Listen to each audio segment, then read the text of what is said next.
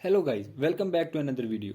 In this video I will show you how to fix Binding of Isaac not working problem in your Windows on PC and laptop. So to fix this issue, follow every step as I am showing in this video, and do not forget to subscribe this channel and also press the bell icon for the latest upcoming videos.